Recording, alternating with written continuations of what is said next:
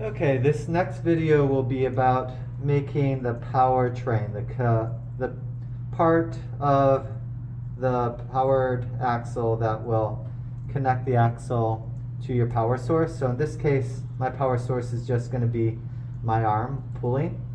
And you see how as I pull this string, it turns the axle, which then turns the wheel, which if this car was on the floor would be making the car go forward. If you've ever opened a door, the doorknob allows you to turn the doorknob more easily than if there was just a narrow screw in the door. And that's the purpose of this strip of paper. And the purpose of this hook is, without this hook, you could have a very difficult time actually connecting the axle to your powertrain. But with the hook, if I put a loop at the end of the string that's connecting the axle to the power source, then it's much easier to get all the energy out of your power source because it will pull the axle until the very last bit. So that's what we're going to make. Now, if you completed the wheels first and then try to do this, you'd be working in that real small spot, which could be very difficult. So right here, there's glue on one side. So I did this wheel just like we did the others, but there's no glue on this wheel, so I can just slide this wheel off. The only thing holding this wheel on is friction. And before you do all of this work, you should make sure that your drive axle turns freely. So you should be able to, if you turn the axle, it should keep turning. This is at the lower end of what works, so it does spin freely, but it has a little bit more stick than it should because this part is a little bit too tight. But it works well enough, so I'm going to run with it.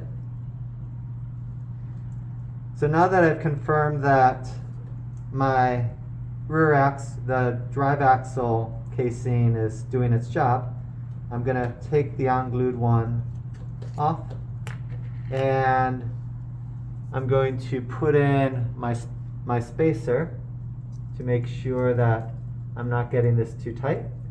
And I'm going to work right in this space here. I don't want to get any part too close to this edge or this edge, because if this moves back and forth, I want all the drive components to be centered enough that they're not going to rub here or rub there. So I'm going to start by making this handle. I'll call it a handle. So this is the axle handle that connects the axle to the power source. And I'll call this part the hook. So I'm going to start by making the handle. And that's just a regular piece of paper. We're not going to put any graphite on it because we don't want it to be slippery. In fact, we're going to glue this to the axle so it doesn't slip at all. Because if it's slipping, then our power source won't be able to turn the axle. And you want to make sure that there's going to be enough room so that will fit. So you see this is much narrower than the space in between my axles. And also we're going to add a hook. You see how I have the wheel on this side? I'm going to put the handle on this side and then the hook on this side, which will make it easier for me to glue the hook in. So this is going to go here and the hook will go there. So now what I need to do is just cut this. Your size may vary. And the point of this is to give the part of the axle a little more leverage so that your power source can turn the axle. This will be especially for the formative when we're using rubber bands. This might not be necessary, but for your summative, you'll be using a very light weight, a 10-gram weight to power your car, or sorry, 20-gram weight to power your car. And if there's not some leverage here, that weight will have a lot of trouble getting the car to start moving.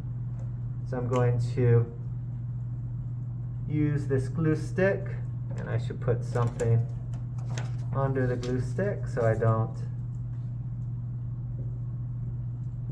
mess up the table. So now there's glue here. And I want to be very careful not to get any glue too close to that, to the axle casing.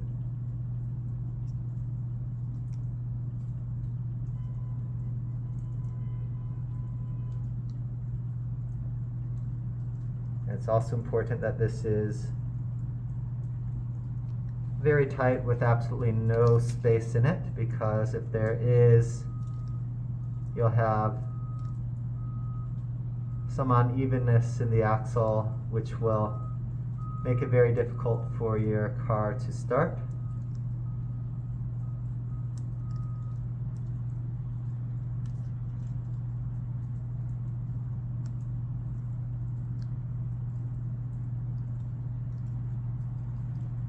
So I'm just trying to make sure that it goes on straight. I'll put a little more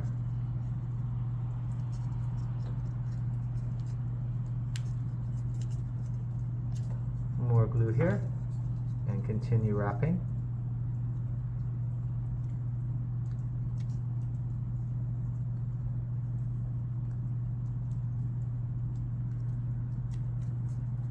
And you can always add more to this later if you need to.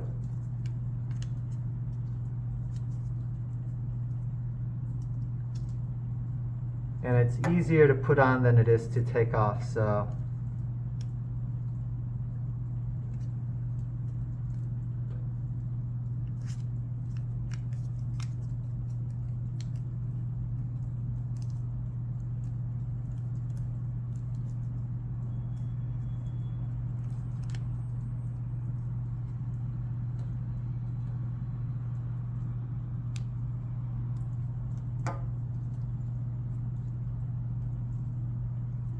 I'm going to put a little bit of tape there just to make sure that doesn't come apart.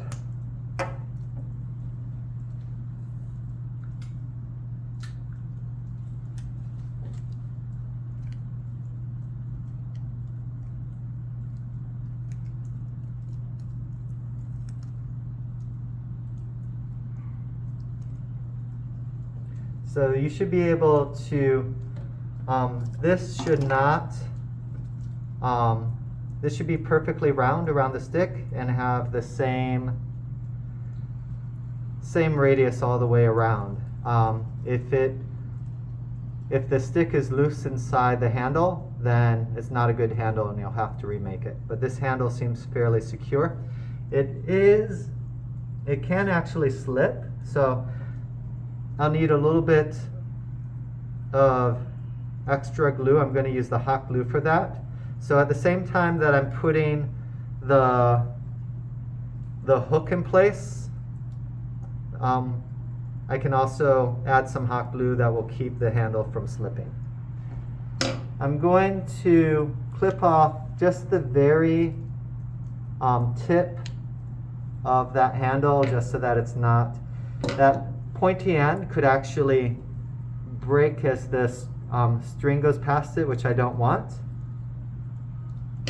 And the hook needs to be longer than the handle, but not that long. So I'm going to cut it right there. And So now I have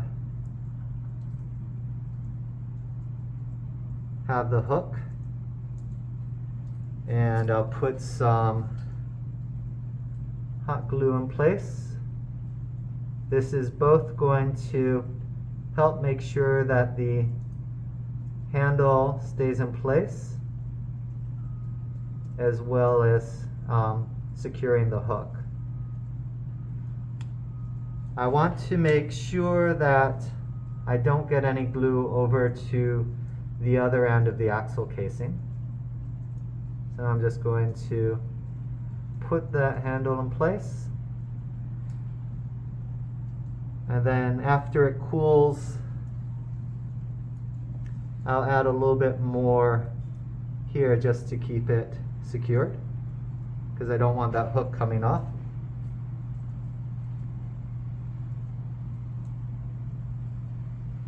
I might as well pause the video for a minute while the glue cools. Okay, the glue is cooled down now. If it's cold outside, you can hold the hot glue near the window, and that can speed up the process of curing it. So now I'm going to put another layer just on the back side of the hook, and making sure this is very well secured to the axle, because this is holding not just the hook but also the handle.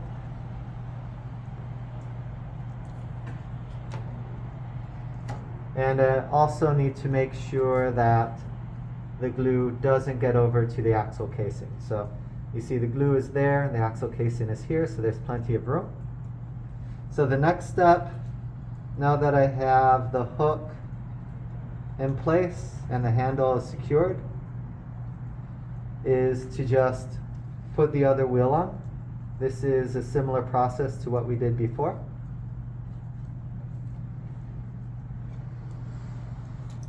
Going to put another gap spacer there, just to make sure that when it's done, it's not too tight. That's actually probably a little bit too much of a gap.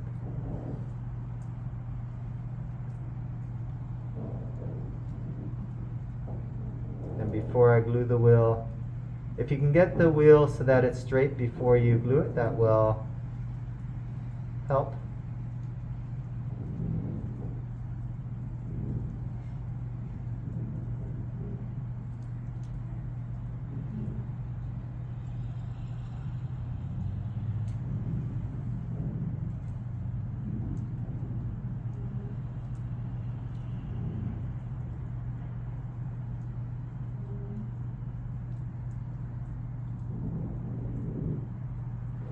If you have some clay, you could also use that to help hold the wheel temporarily in the position that you want while you glue it.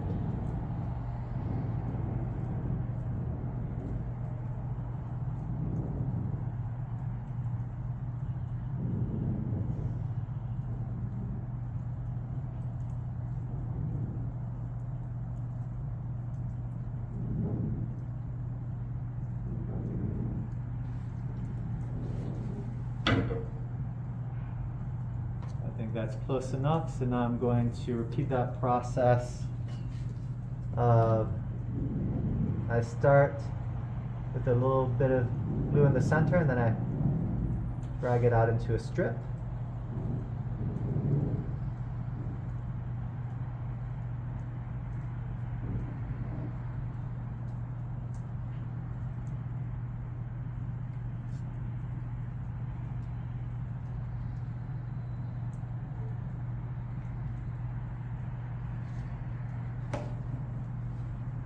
And then check that it's straight.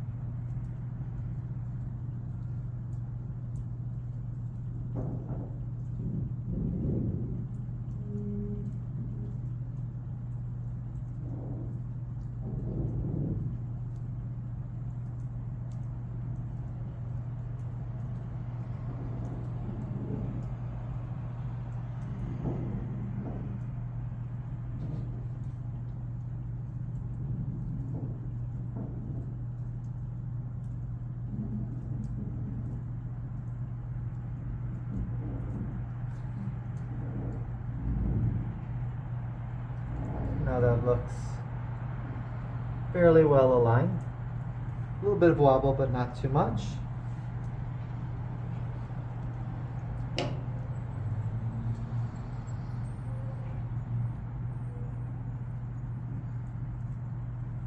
Remove the excess amount of axle.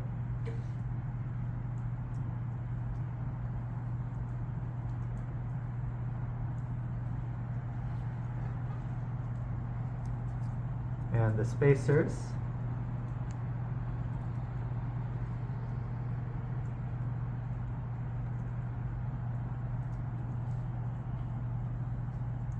And now we have, car is pretty much ready. This still needs to cool down a little bit, so I'm not going to set it down and run with it, but you can see that this is essentially working. I'll pause it for a minute while I cool that glue and then show you how it works.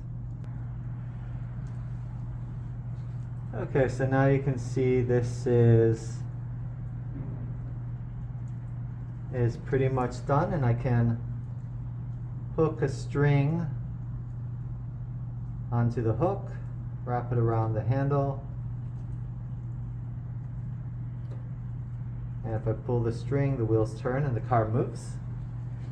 There is one more part to do, which is putting a pulley around the top, but we should be able to use this part to kind of work a little bit as a pulley. But we can start to do some data collection on the car,